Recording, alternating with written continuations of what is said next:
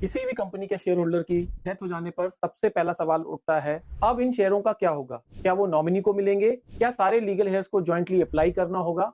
और क्या कंपनी खुद ओनरशिप बदल सकती है?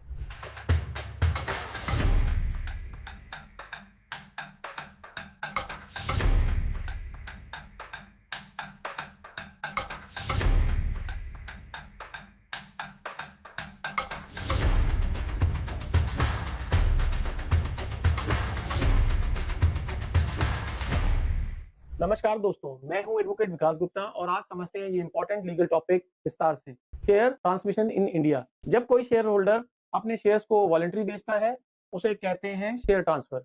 लेकिन जब ओनरशिप चेंज होती है बिना शेयर होल्डर की इच्छा के, जैसे डेथ, इंसॉल्वेंसी या ल्यूनेसी के कारण, उसे कहते हैं शेयर ट्रांसमिशन। ये प्रोसेस ऑटोमेटिक नहीं होता है। कंपनी के रिकॉर्ड्स में ओनरशिप लीगली अपडेट करवाना जरूरी होता है। अब हम समझते हैं कौन कौन से कानून ट्रांसमिशन ऑफ शेयर्स को रेगुलेट करते हैं।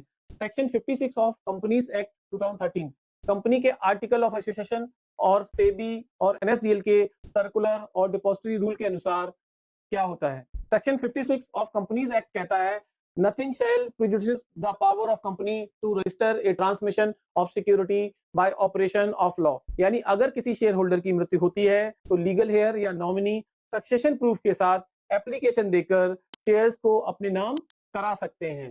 अब दोस्तों हम समझते हैं इसके लिए क्या क्या प्रूफ रिक्वायर्ड होते हैं, जैसे death certificate, transmission request form यानी टीआरएफ, पैन कार्ड और केवाईसी डिटेल्स। और ये उन्हीं केसेस में होता है जिन केसेस में डीमैट अकाउंट में आप नॉमिनी हैं।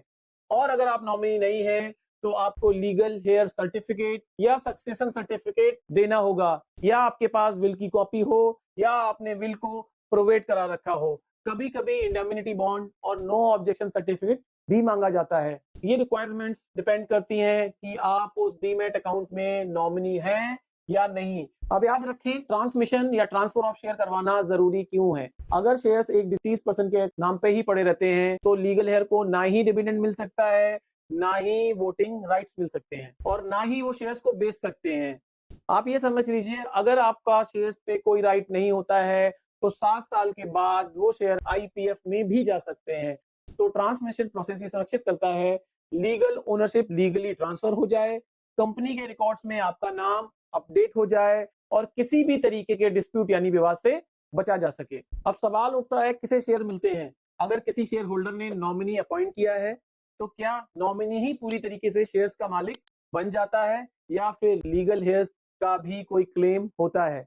सुप्रीम कोर्ट ने इस मुद्दे पर बिल्कुल साफ निर्णय दिया है। दोस्तों मैं आपको रोकना चाहूंगा और बताना चाहूंगा ये बहुत बड़ा डिस्प्यूट है, नॉमिनी और हेयर्स के बीच में चलता है कि कौन शेयर्स का मालिक है। ये काफी सारे केसेस इसके ऊपर चलते हैं। तो सुप्रीम कोर्ट ने शक्ति वर्सेस जैनंद और अदर्स के केस में ये साफ कर दिया, nomination process under the companies act does not override succession laws. यानी कंपनी एक्ट में जो हम डीमैट अकाउंट में शेयर्स में नॉमिनी बना देते हैं किसी को, वो नॉमिनेशन प्रोसेस जो कंपनी एक्ट में दिया गया है वो सक्सेशन लॉ यानी कि किसको पैसा मिलेगा, किसको शेयर्स मिलेंगे, कौन लीगल हेयर है, उस सक्सेशन लॉ को ओवरराइड नहीं करता है।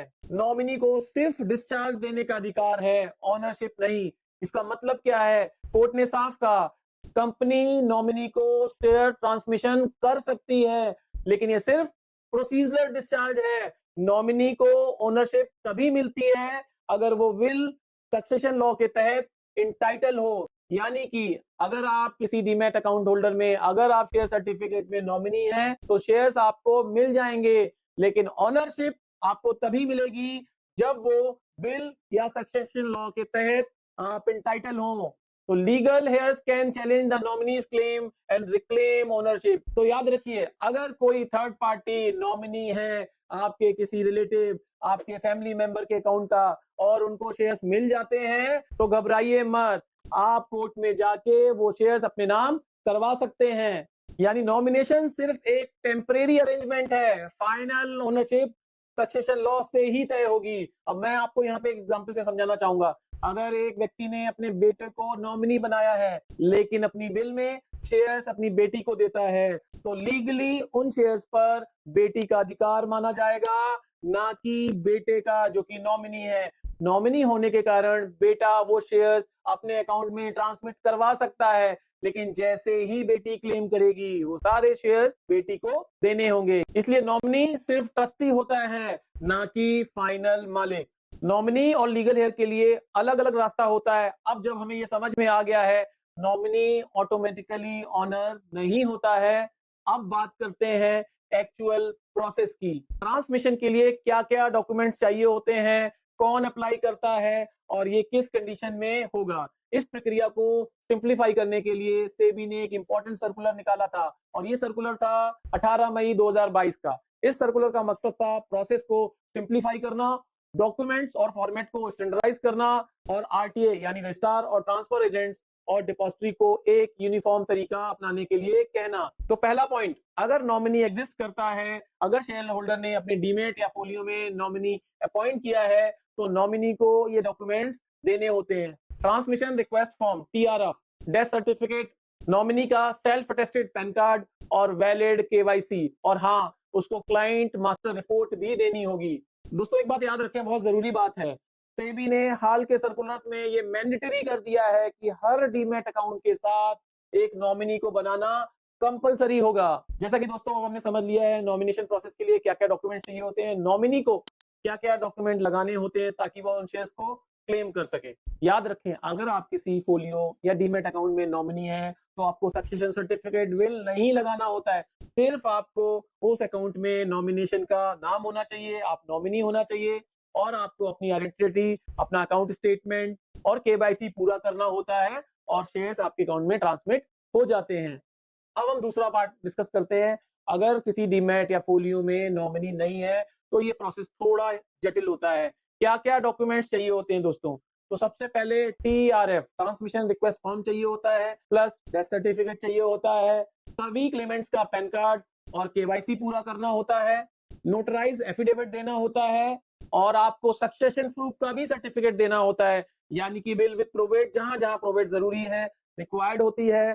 सक्सेशन सर्टिफिकेट या जिसको कहीं लीगल हेयर सर्टिफिकेट भी कहते हैं। और याद रखें कुछ एडिशनल डॉक्यूमेंट भी रिक्वायरमेंट होते हैं, जैसे इंडेमनिटी बॉन्ड देना होता है, कई बार नो ऑब्जेक्शन सर्टिफिकेट एनओसी भी देना होता है अगर मल्टीपल लीगल हेयर्स है और कुछ ही लीगल हेयर्स क्लेम कर रहे हैं। सेबी ने छोटे क्लेमेंट्स के लिए एक और रिलीफ दी है, अगर होल्डिंग वैल्यू 5 लाख तक है फिजिकल शेयर्स के फॉर्म में और 15 लाख तक है डीमैट फॉर्म में, तो लीगल हेयर सिर्फ ये देकर शेयर्स का क्लेम कर सकते हैं, इंडेमनिटी बॉन्ड, एनओसी या फैमिली सेटलमेंट डीड।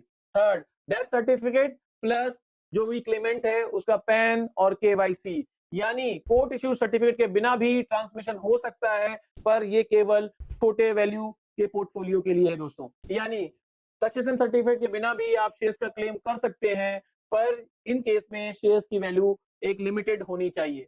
याद रखें, आरटीए डिपॉजिटरी पार्टिसिपेंट जैसे एनएसडीएल, टीडीएसएल डॉक्यूमेंट्स को वेरीफाई करते हैं, तो अगर सब कुछ वैलिड है, सारे डॉक्यूमेंट्स ठीक हैं, तो 30 दिन के अंदर लेटर ऑफ कंफर्मेशन आपको इशू होता है और आप 120 दिन के अंदर डीमैट करवा सकते हैं। अब हम एक दूसरे पॉइंट को डिस्कस करते हैं, क्या वसीयत यानी विल या सक्सेशन सर्टिफिकेट की जरूरत होती है? क्या होता है जब शेयर होल्डर ने शेयर्स किसी और के साथ ज्वाइंटली होल्ड किए हों, क्या उस केस में भी लीगल हेयरशिप सर्टिफिकेट या सक्सेशन प्रूफ देना पड़ता है? जवाब है जरूरी नहीं होता है। लॉ क्या कहता है? सेक्शन 56 और 54 ऑफ कंपनीज एक्ट के अनुसार in case of transmission bye operation of law company shall deliver certificate with in 1 month after receiving valid documents. और सेबी सर्कुलर 18 मई 2022 के पैराग्राफ 7 में ये साफ किया गया है, in case of joint holding transmission shall be proceed in the name of surviving holder. आपने सही सुना है दोस्तों, ज्वाइंट होल्डर के केस में सर्वाइविंग होल्डर सारे शेयर्स का क्लेम कर सकता है और इसी नियम को एनएसडीएल ने अपने बिजनेस रूल्स में एलोबरेट और रीइंफोर्स किया है। एनएसडीएल कहता है surviving joint holders can request deletion of the deceased name और transmission to a new account, यानी जो सर्वाइविंग होल्डर हैं वो डिजीज होल्डर का नाम उस फोलियो से हटवा सकते हैं या अपने नाम सारे शेयर ट्रांसमिशन करवा सकते हैं। और दोस्तों इस केस में क्या क्या डॉक्यूमेंट्स की जरूरत होती है?